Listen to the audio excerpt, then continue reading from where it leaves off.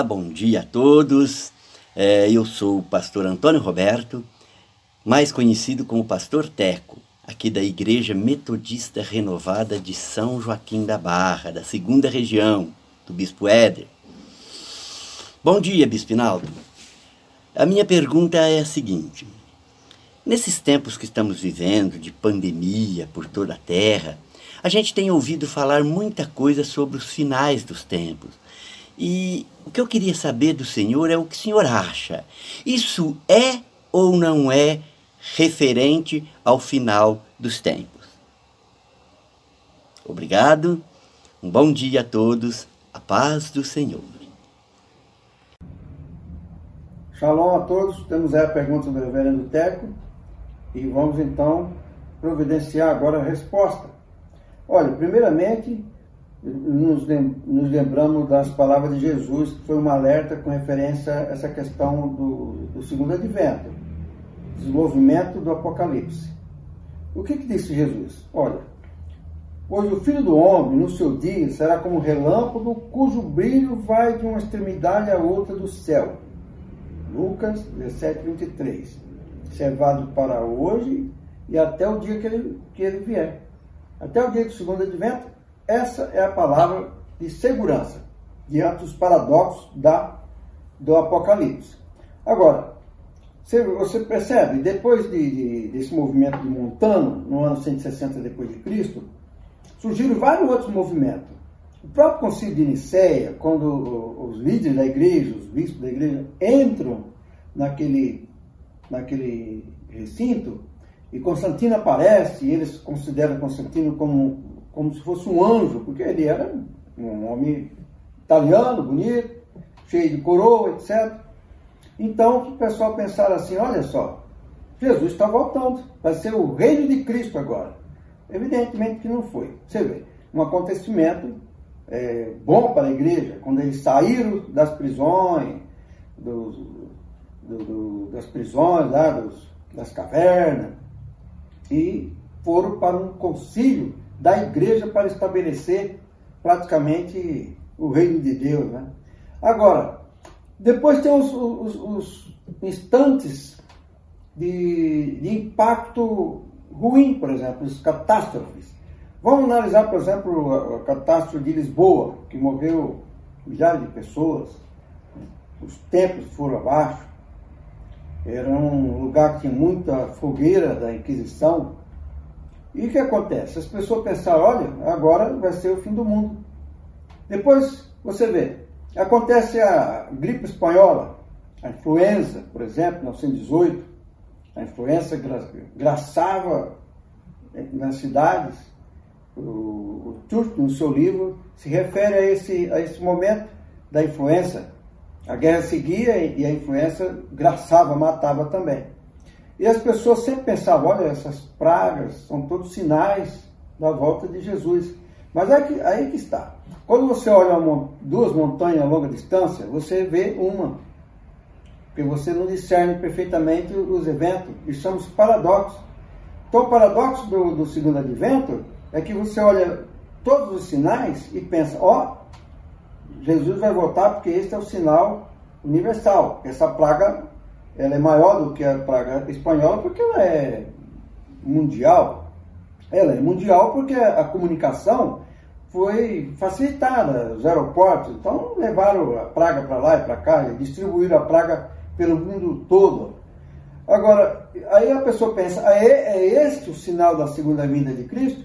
Eu respondo: não, porque igual a esse, houve tantos outros, e poderá haver outros. Então fica atento à mensagem de Jesus. Ele diz: quando o sol perder a sua claridade, porque o sol ele tem luz própria, né? Então, se ele perder, a lua não dará claridade porque ela reflete a luz do sol. Ora, acontecendo isso, aí é um sinal definitivo da volta de Jesus. Mas esses são sinais acessórios que vão acontecer. As pessoas têm que se preparar, a pessoa tem que se preparar para conviver com isso, ser vitorioso nessa circunstância, estar consciente do que Jesus falou e não viver com medo, mas viver realmente na liberdade que Cristo concedeu a cada um. Então essa é a resposta, reverendo técnico. Não é o sinal do fim dos tempos, mas faz parte de uma composição de sinais. É isso.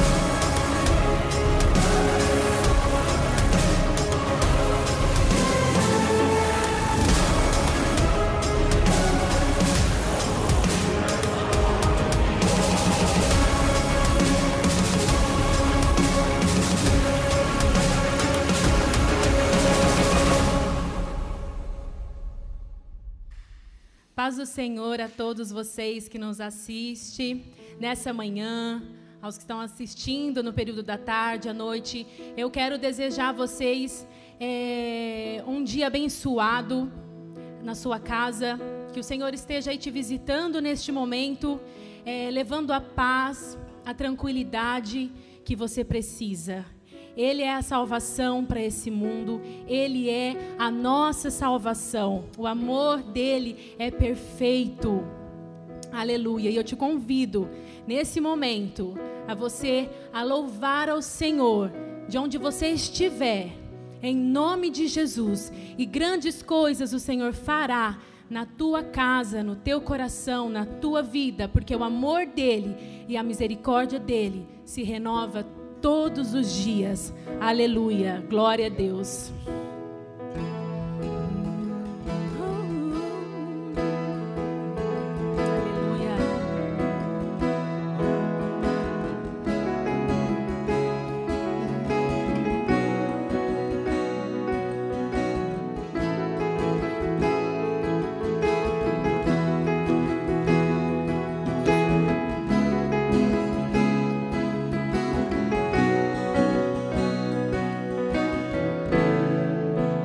Todos necessitam de um amor perfeito, perdão e compaixão.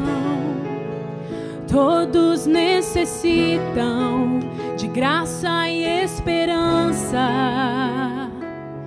de um Deus que salva.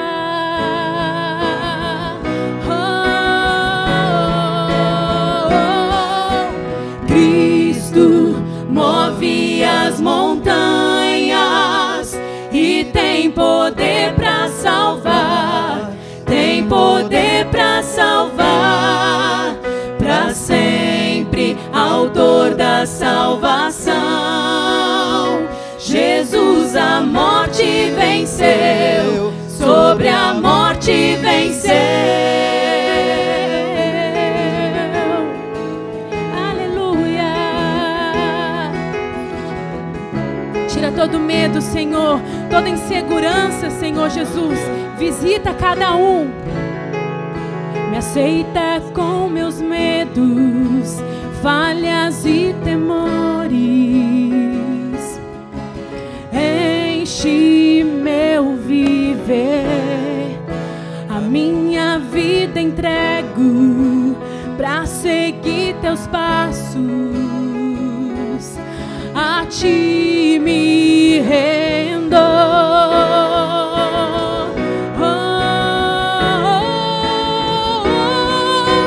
Cristo move as montanhas e tem poder pra salvar, tem poder pra salvar, pra sempre, autor da salvação.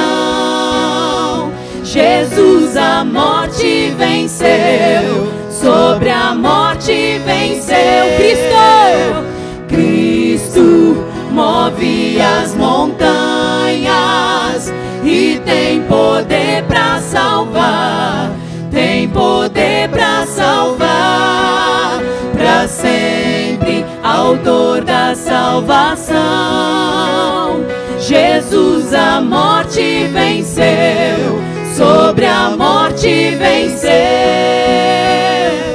Posso o mundo ver brilhar a luz, cantamos para a glória do Senhor Jesus. Cristo, posso o mundo ver brilhar a luz, cantamos para a glória do Senhor Jesus. Cristo move as montanhas e tem poder pra salvar, tem poder pra salvar, pra sempre, autor da salvação. Jesus a morte venceu, sobre a morte venceu. Cristo move as montanhas e tem poder pra salvar, tem poder pra salvar, pra sempre, autor da salvação. Jesus a morte venceu, sobre a morte venceu.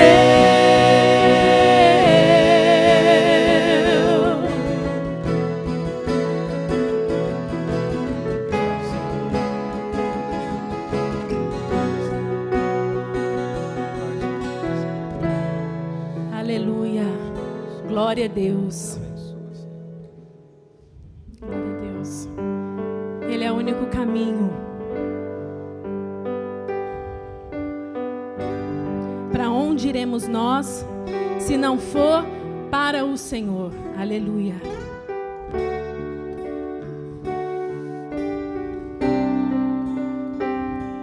Para onde iremos nós? Só tu tens a vida eterna. Para onde iremos nós?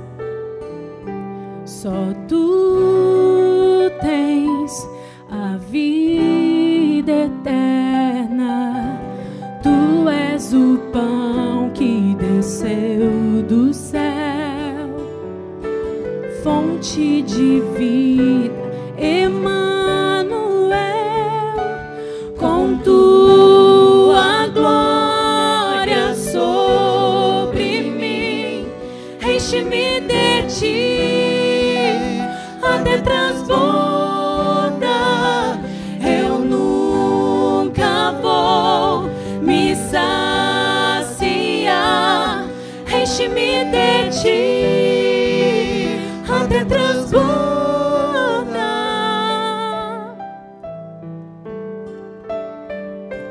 Tu és o pão que desceu do céu, fonte de vida, Emanuel, com tua glória sobre mim,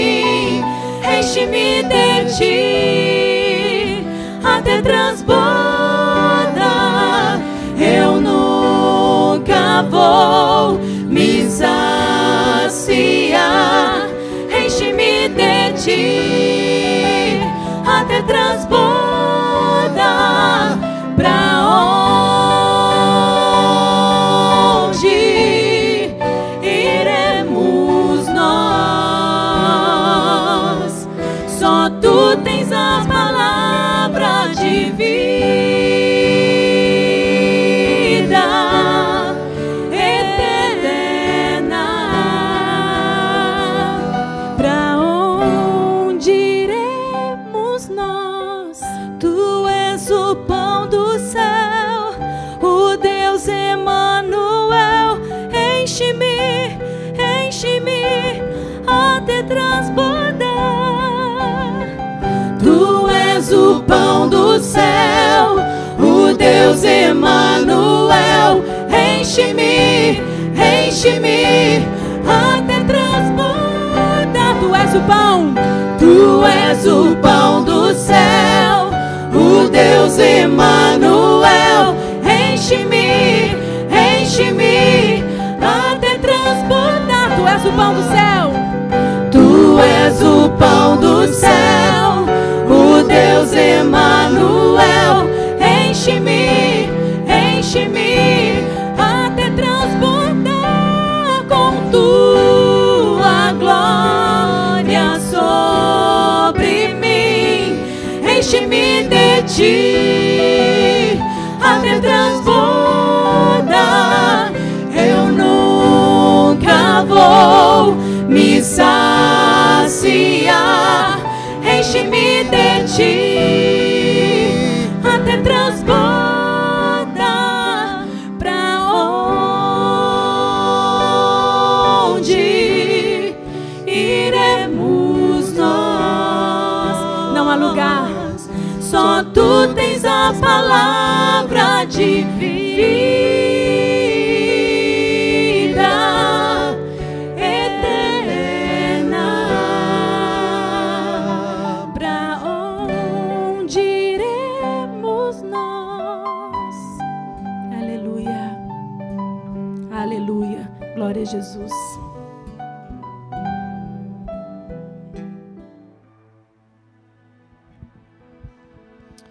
Olá, povo de Deus, graça e paz do nosso Senhor e Salvador Jesus Cristo. Que bom estarmos juntos, mais uma vez, em mais uma oportunidade que o Senhor nos concede, de recebermos a sua palavra, aquilo que o Senhor tem para nos entregar nesse dia. Amém?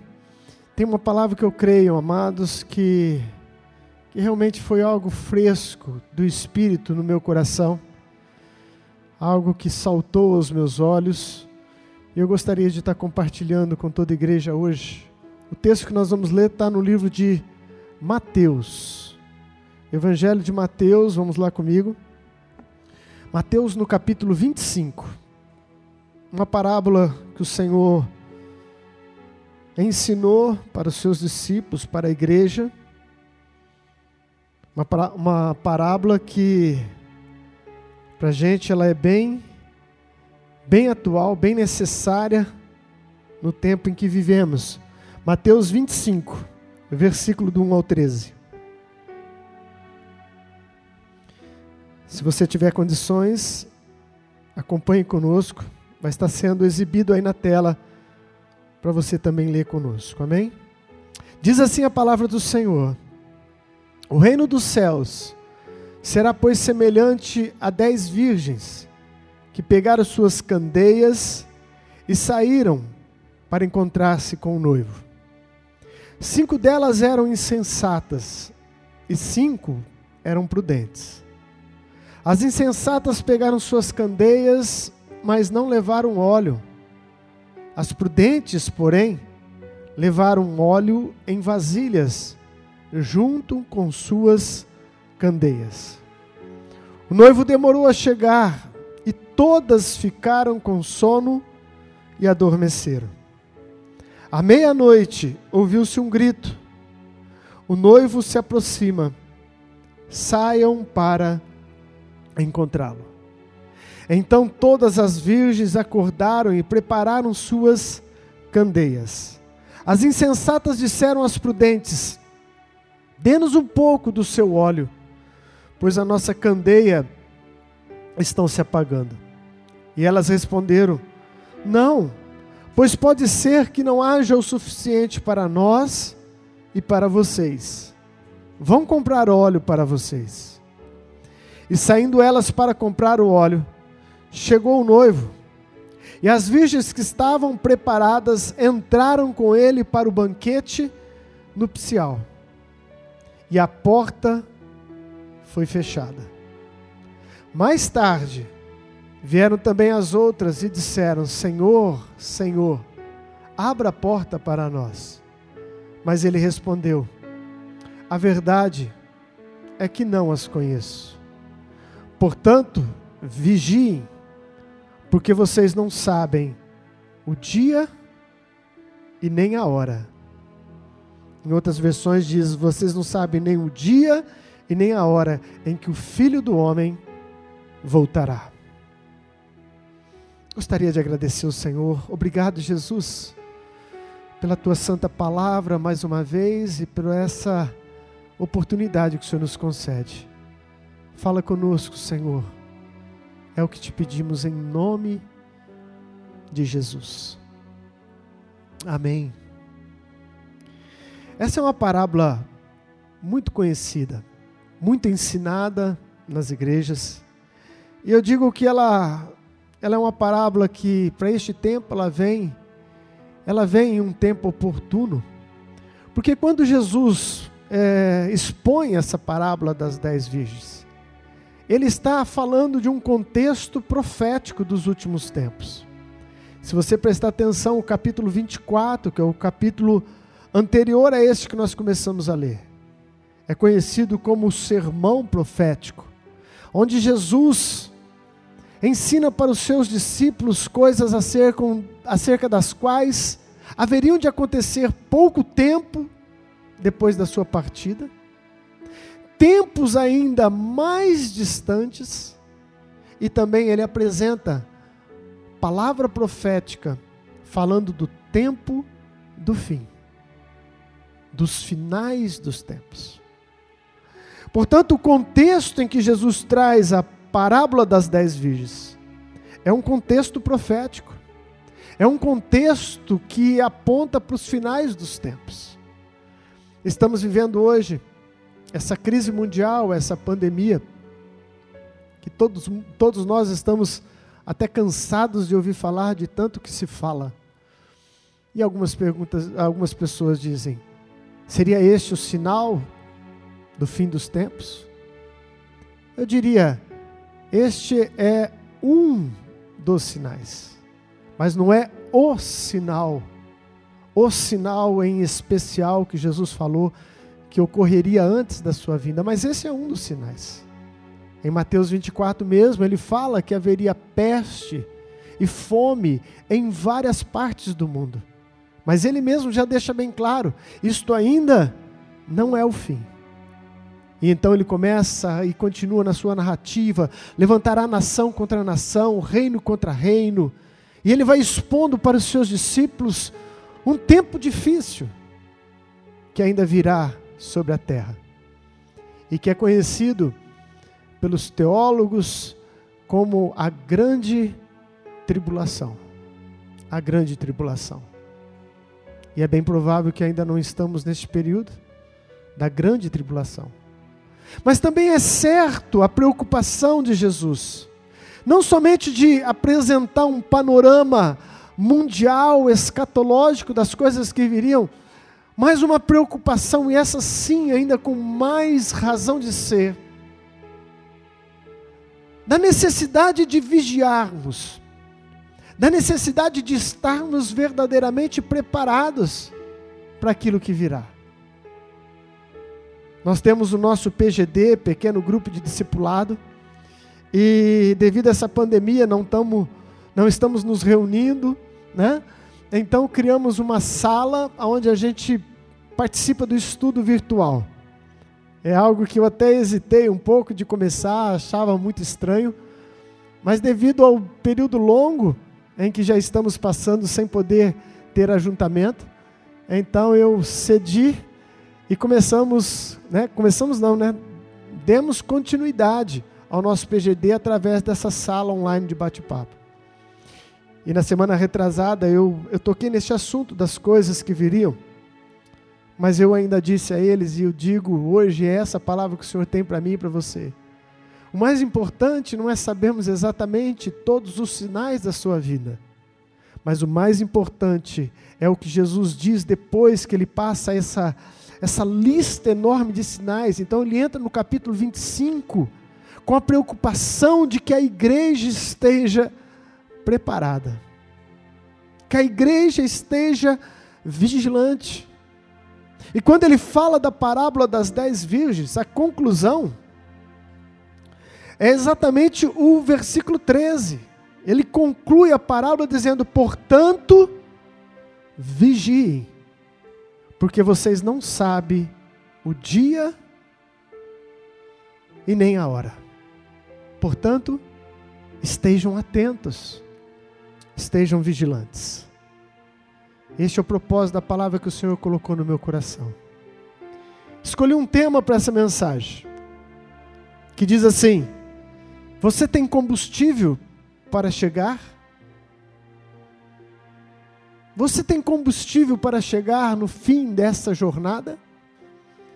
Você pode estar perguntando de onde surgiu um tema na parábola das 10 virgens. É que eu entendo que este óleo, este azeite dito aí, que faltou para as lamparinas daquelas virgens, ele não se trata de um símbolo do Espírito Santo, no meu ponto de vista. Muitas partes da Escritura, quando fala de azeite, fala e se associa à unção. E em muitos textos bíblicos realmente faz referência à unção. E outros também fazem referência ao Espírito Santo. Mas nesse texto eu acredito que o propósito era outro. Eu acredito que este óleo, meu querido, ele é uma comparação e ele traz essa colocação de um combustível. E era exatamente o que era o óleo para essa finalidade, para manter acesa as lamparinas. Ele era o combustível que mantinha aceso o fogo. Era o combustível que mantinha aceso e trazia então claridade.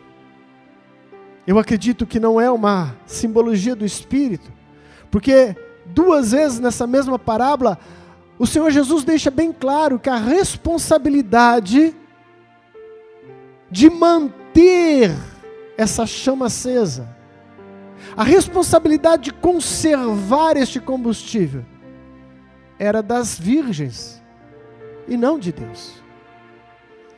Quando fazemos alusão ao Espírito Santo, o Espírito Santo é Deus que nos visita e nos dá da sua graça. Mas aqui não.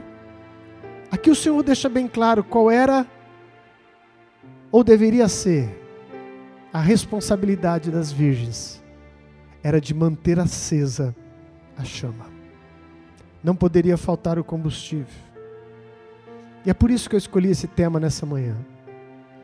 Você tem combustível? Você tem combustível para chegar até o fim? Eu quero, com a graça de Deus, entrar então nessa história que Jesus narrou e tirarmos daqui e fazermos algumas considerações. O que fazer para não faltar o combustível na minha vida? O que eu devo fazer para não faltar o combustível na minha vida? Primeira lição que eu aprendo com esse texto: o que eu tenho que saber para não faltar combustível na minha vida? Primeiro lugar, saiba que a viagem é longa. Saiba que a viagem é longa. Não tem como nós nos precavermos para que não falte o combustível necessário se nós não sabemos o percurso, se eu não sei para onde eu vou, se eu não sei quanto tempo eu terei que rodar. Portanto, a primeira colocação importante, meu querido, é que você esteja consciente que a vida cristã não é uma corrida curta. O apóstolo Paulo usa bastante também essas metáforas de um corredor, falando que somente um leva o prêmio, aquele que chega no final, falando que a vida é uma corrida, e em certa forma a vida é uma corrida. Mas se eu tivesse que resumir a vida em uma corrida, eu diria que a vida não é uma corrida curta, de velocidade. Ela não é uma corrida de 100 metros rasos. Mas a vida é uma maratona. A vida é uma corrida longa.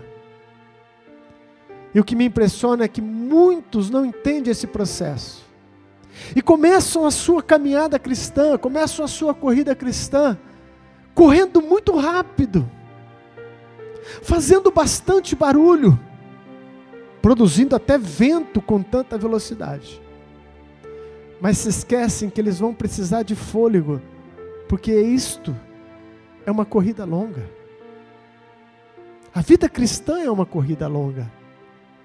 Jesus, quando fala da porta estreita, ele fala: entrai pela porta estreita. E depois da porta ele diz que há um caminho a ser percorrido. Há um caminho, há uma estrada. E essa é toda a nossa existência. Talvez essa seria aquele pauzinho que marca a data da nossa chegada ao mundo e da nossa partida. Você encontra muito nas lápides dos cemitérios. A nossa vida é aquele tracinho que pode durar 60, 70, 80, 100 anos para os mais fortes. Mas saiba que a corrida é longa. Isso é muito importante você saber. Diz o texto que o noivo demorou. O noivo demorou. O noivo aqui, é lógico, simboliza Cristo. E a noiva, as virgens, é a sua igreja. É uma parábola muito clara, porque existem outros textos que nos mostram essa mesma analogia. As virgens é a sua igreja. E Cristo vem buscar a sua noiva, que é a igreja. Mas o texto diz que o noivo demorou. Sabe, meu querido, nessa corrida da vida, nós não temos o controle de tudo. Nós não sabemos quando será a hora. Ninguém o sabe. Nós não sabemos e não temos domínio sobre o tempo. Somente Deus sabe a hora e o momento. Segundo o texto, diz que o noivo demorou. Talvez, e com certeza, se tratando do noivo ser Jesus, ele chegou no tempo certo, mas no tempo determinado por Deus. Talvez a demora esteja ligado ao nosso tempo. Talvez seja as nossas necessidades que apontam para a demora. Eu preciso tanto. Por que Deus tarda? Mas Deus está no tempo certo. Portanto, meu querido, isso é muito importante e é o primeiro ponto. Saiba que a viagem é longa. Saiba que a viagem é longa. E eu colho um detalhe ainda dentro dessa primeira situação. E ele diz que, por causa da demora do noivo, as virgens se cansam e adormecem. Adormecem as virgens chamadas de prudentes e adormecem as virgens chamadas de insensatas, de loucas. O que eu aprendo com isso? Que o cansaço da caminhada é algo normal. Todos nós cansamos.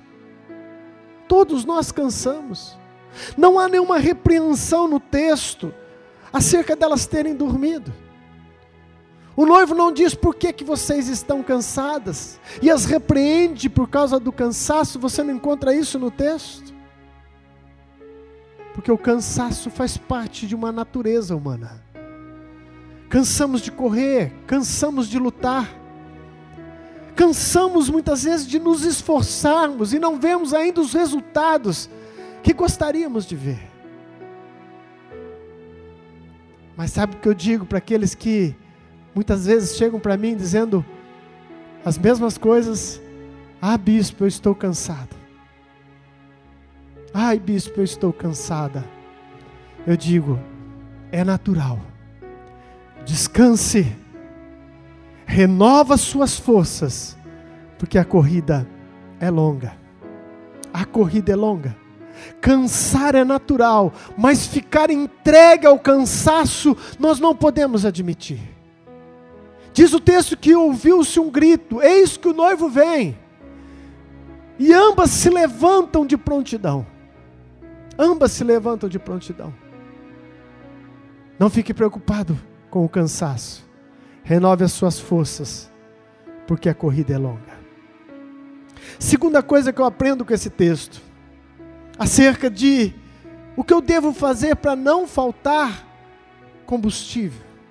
Eu coloquei assim: nós temos que calcular o preço antes de iniciar a nossa caminhada. Nós temos que calcular o preço. Se você tem uma viagem a fazer, se você tem um percurso a percorrer, você precisa calcular o preço. Quanto eu vou precisar de combustível? Quanto eu vou precisar de dinheiro? Calcular o preço. E este ponto Deus falou muito forte comigo, amados, quando eu estava pensando nisso. Aliás, quase toda a minha mensagem estava em cima exatamente deste ponto. Eu estava em casa, fazendo exercícios. Eu tenho lá um aparelho que eu não sei o nome. Ele não é uma esteira, mas parece uma esteira. E eu costumo me exercitar pelo menos 3 vezes por semana. E ao exercitar eu coloco alguma mensagem para ouvir. Eu estava ouvindo uma mensagem. E nessa mensagem a pessoa citou esse texto. Esse texto não era o tema principal, mas ela citou esse texto. E quando eu ouvi esse texto, eu senti uma forte impressão do Espírito Santo. Isso não acontece sempre. Deus não falou de voz audível, mas é uma impressão que o Espírito coloca na nossa alma. E a impressão que eu tive, e aquilo que eu senti do Espírito, é exatamente este ponto que eu quero compartilhar com você. O Espírito Santo disse ao meu coração: muitas pessoas têm parado na metade do caminho. Muitas pessoas não têm chegado na linha final, porque acabaram o combustível. Acabou-se o combustível. Essa é a história das virgens. Acabou o combustível, a lâmpada apagou.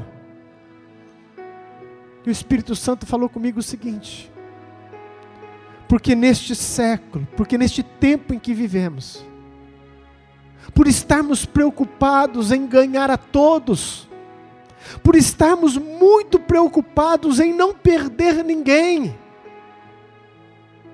E é louvável, meu querido, você que é um pastor, você que foi colocado para cuidar de pessoas, é louvável você amá-las e protegê-las e não querer que nenhuma se perca. Mas neste desejo que é verdadeiro, de não querer que nenhuma se perca, muitos de nós estamos incorrendo num outro exagero muito mais perigoso, de não mostrarmos para as pessoas o preço da viagem, de não mostrarmos para as pessoas que é necessário calcular o preço. Jesus ensinou isso. E eu ia simplesmente citar, mas esse texto é tão importante, eu vou ler ele para vocês. Se você puder acompanhar comigo, está em Lucas, capítulo 14. Do versículo 15 ao 35, Jesus explica a necessidade de que as pessoas conheçam o preço para se tornar um discípulo. Muitas pessoas têm acabado o combustível no meio do caminho, porque elas não foram alertadas, elas não tiveram a oportunidade de calcular o preço, e entraram numa viagem surfando, numa viagem de sonhos, somente êxtases espirituais. Mas existe um preço. Jesus fala sobre isso de uma forma precisa em Lucas 14, do versículo 25 ao 35. Uma grande multidão ia acompanhando Jesus. E este, voltando-se para ela, disse: se alguém vem a mim e ama seu pai, sua mãe, sua mulher, seus filhos, seus irmãos e irmãs, até a sua própria vida, mais do que a mim, não pode ser meu discípulo. Meu amado, preste atenção nisso. Aquele que não carrega a sua cruz e não me segue, não pode ser meu discípulo. Entenda este momento, havia uma grande multidão seguindo a Jesus. E ser discípulos de Jesus não é só seguir a multidão. Ser discípulo de Jesus implica em abnegação, em vida, em entrega. E ele olha para aquela grande multidão, e em outros textos Jesus já havia referido sobre isso, que muitos deles estavam seguindo Jesus. Mas não era por causa de Jesus. Era por causa do pão que Jesus tinha multiplicado e dado de comer. Então ele olha para essa multidão e diz claramente: se vocês querem vir após mim, eu tenho que ser o amor principal da vida de vocês. E ele então fala de duas coisas importantes. Qual de vocês, se quiser construir uma torre, primeiro não se assenta e calcula o preço, para ver se tem dinheiro suficiente para completá-la? Pois se lançar o alicerce e não for capaz de terminá-la, todos os que a virem rirão dele, dizendo: este homem começou a construir e não foi capaz de terminar. Ou qual é o rei que, pretendendo sair à guerra contra outro rei, primeiro não se assenta e pensa se com 10.000 homens é capaz de enfrentar aquele que vem contra ele com 20.000? Se não for capaz, enviará uma delegação enquanto o outro ainda está longe e pedirá um acordo de paz. Da mesma forma, qualquer de vocês que não renunciar a tudo o que possui, vocês não podem ser meu discípulo. Jesus, meu querido, você que é um bom pastor e não quer que nenhuma ovelha se perca, permita-me te perguntar nesse dia: quem tem mais amor pela ovelha? Eu, você ou o Senhor Jesus, que deu a sua própria vida para salvar o pecador? E esse mesmo Jesus que ama de forma incondicional, inexplicável, inexpressível, esse mesmo Jesus olha para eles e fala: vocês precisam calcular o preço, se vocês querem ser meus discípulos. Como é que podemos entrar numa viagem sem calcular o preço? Sem calcular o preço. Passamos a mão na cabeça das pessoas, e elas estão numa prática de pecado, mas eu não quero magoá-la. Eu não posso correr o risco de perdê-la. Nossa, essa família é fiel na igreja há quanto tempo? Essa família é dizimista. Essa família é ofertante. Meu amado, em o nome de Jesus, em o nome de Jesus, nós não somos responsáveis pelos pecados dos outros. A palavra de Deus nos ensina que cada um vai prestar conta de si mesmo. As obras de cada um é que falará no último dia. Mas eu e você, pastores, líderes, discipuladores, atalaias de Deus, homens e mulheres chamados para anunciar o Evangelho de Jesus Cristo, nós temos a obrigação de mostrar a cada um deles o preço para ser discípulo. O preço para ser discípulo. Deixa eles calcularem o preço.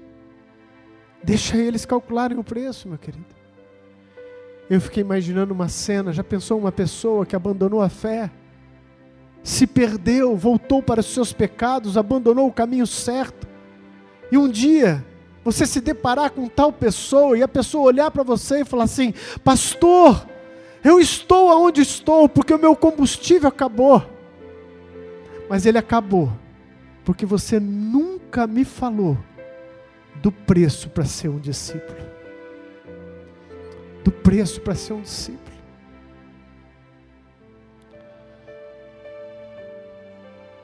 Calcule o preço.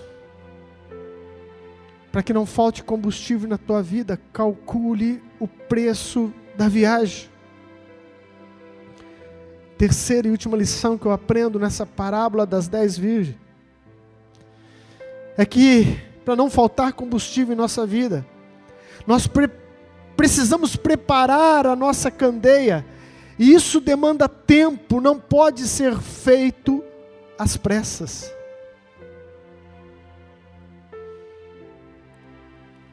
Volta lá para Mateus comigo. Então todas as virgens, versículo 7, acordaram e prepararam suas candeias. Mas as insensatas disseram às prudentes: dê-nos um pouco do seu óleo, pois as nossas candeias estão se apagando. E elas responderam: não, pois pode ser que não haja o suficiente para nós e para vocês. Vão comprar o óleo para vocês. Sabe, amados, eu vejo nesse exemplo dessas virgens, pessoas ao meu redor, que não se importa em se preparar, que não entende a necessidade de manter o combustível. Bispo, o que é o combustível que até agora você não falou? O que é o combustível na prática da vida cristã? O combustível é o zelo por Deus. O combustível é o fogo que arde no nosso peito. O combustível, meu querido, é o desejo de fazer a vontade dEle. É o desejo de levar o seu reino. O combustível é o que nos faz levantar um clamor: Maranata, ora vem Senhor Jesus. Ninguém diz ora vem Senhor Jesus se não tiver combustível na alma. Se não tiver combustível, se não tiver queimando no peito. Mas, meu querido, isso não é adquirido na pressa. O combustível espiritual é feito dia após dia. Ele é preparado diariamente num relacionamento com o céu, num relacionamento com Cristo. Eu acho estranho e inaceitável. Nós dizemos que o reino de Deus, nós dizemos que as coisas espirituais, elas são as mais importantes, pois são eternas. Isso é verdade. Mas por que nós damos tão pouca atenção? Por que investimos tão pouco nas coisas espirituais, se elas são as mais importantes? As virgens loucas falam exatamente como os loucos. Eles olham para a gente e dizem: eu quero o que você tem. Eu gostaria de ter o que você tem. Eu gostaria de ser quem você é. Mas nunca estiveram dispostos a pagar o preço para chegar aonde a gente chegou. Nunca estiveram dispostos a investir para ter o combustível na alma. Sabe, amados, a desculpa que a gente mais ouve é: eu não tenho tempo. Eu não tenho muito tempo para orar, pastor. Eu vivo corrido. Eu não tenho tempo para meditação na palavra. Eu não tenho tempo para esse investimento espiritual. E que coisa! Vem uma pandemia sobre o mundo, e há uma necessidade de reclusão. O slogan é: fique em casa. Fique em casa. Em alguns lugares, as pessoas chegaram a passar 30 dias. Aqui na nossa região, talvez já chegue a 60 dias. Sem trabalho, sem correria, sem nada. E aí você busca nas pesquisas o que mais aumentou no tempo de pandemia. Procura por jogos eletrônicos, procura por todos os tipos de entretenimentos, filmes, programas. E outro dado assustador, que eu não vou entrar nesse detalhe agora: divórcio. Quando nos foi dado o tempo necessário, que muitos reclamavam dia e noite, eu não tenho tempo para investir no reino. Quando foi nos dado o tempo, se nós perguntássemos: você passou a orar mais? Você passou a ler mais? As virgens falaram: dai-nos do seu combustível.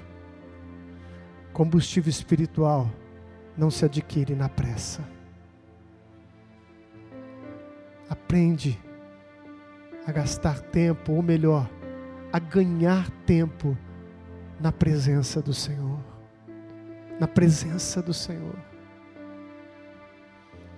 Bispo, como é que eu faço para o meu combustível não acabar? Para a minha lâmpada não perder o brilho, não perder a luz? Porque o noivo veio. E as que não tinham luz não foram vistas, não foram aceitas. Você toma consciência que a viagem é longa?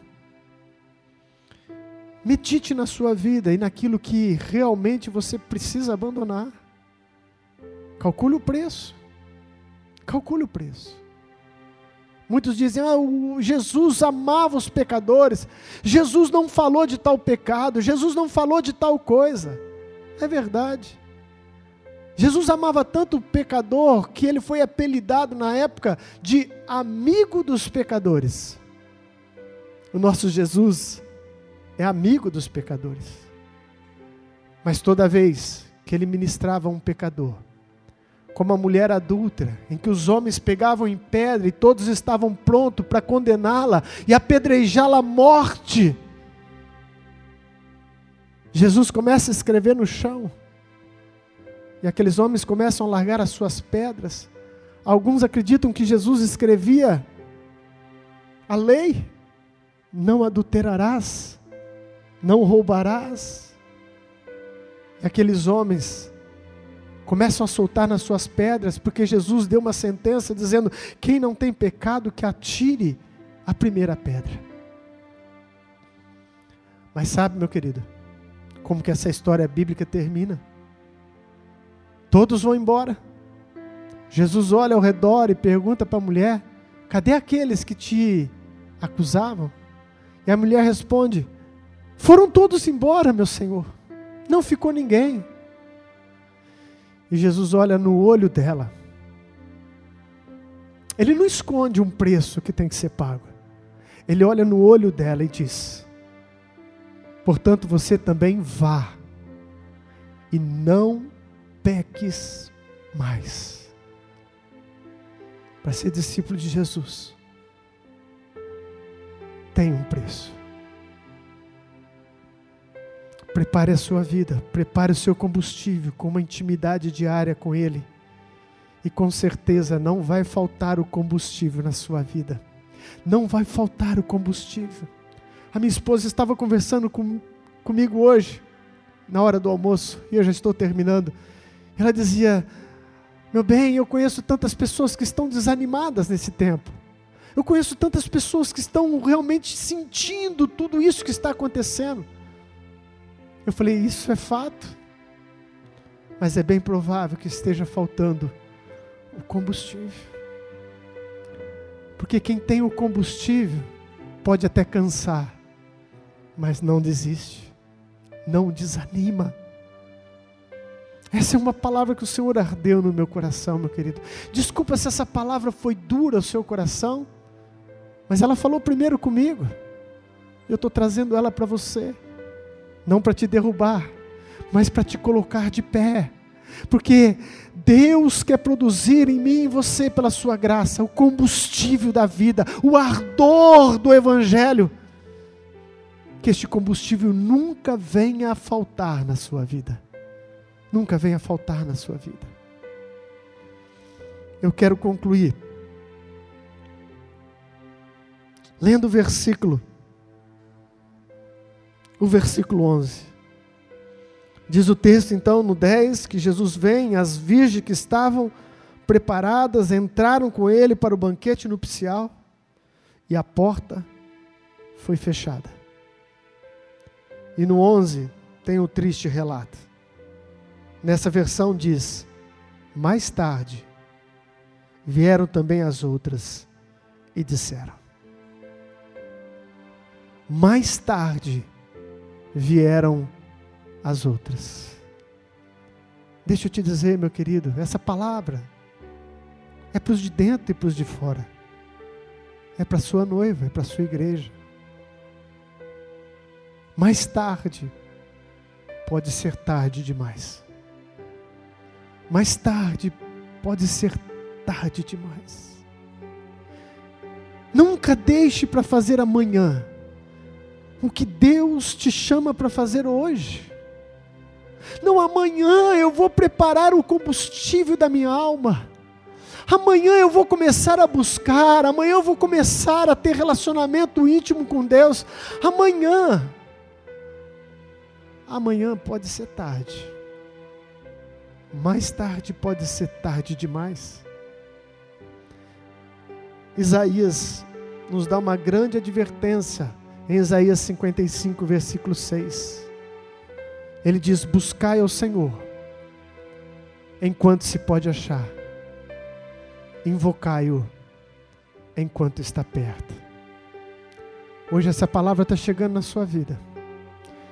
Não importa de qual denominação você seja, se você não tem igreja nenhuma, e alguém te indicou esse vídeo chegou até você, ouça a voz do Espírito Santo, que diz: buscai ao Senhor enquanto se pode achar. Se esse vídeo chegou até você, meu querido, talvez esse seja um momento tão especial para você. E se você talvez pensar nisso amanhã, você não terá esse mesmo sentimento que você está tendo agora. Ouça a voz do Espírito Santo,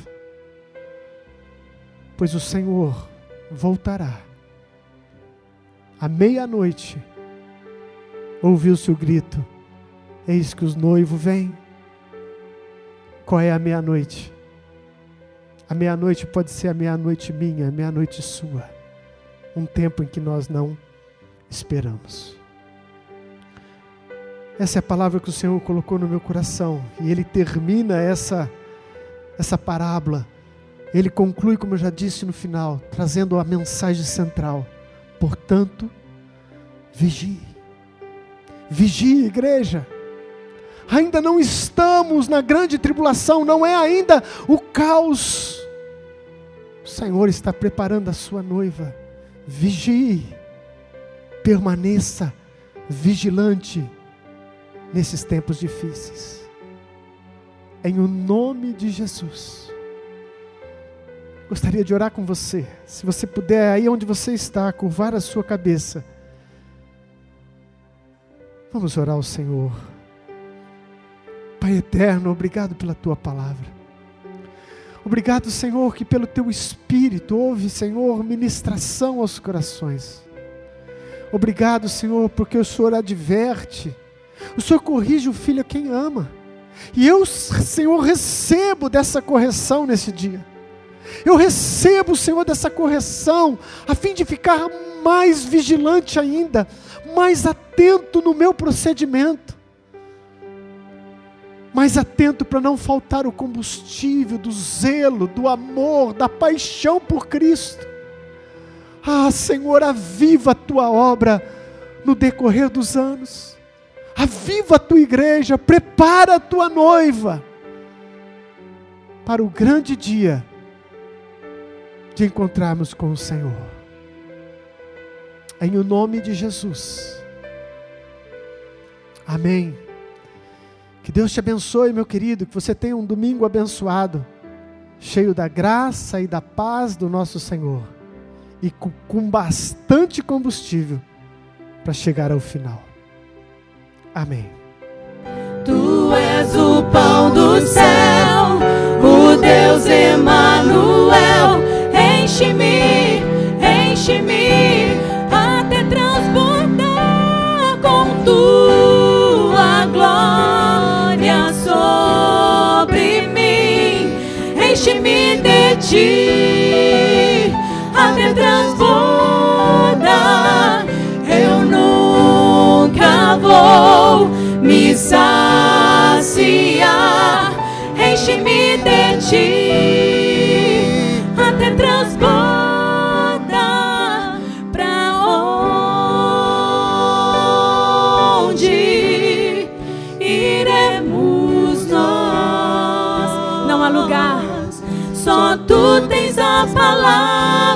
de vida eterna. Pra onde iremos nós? Aleluia. Aleluia. Glória a Jesus.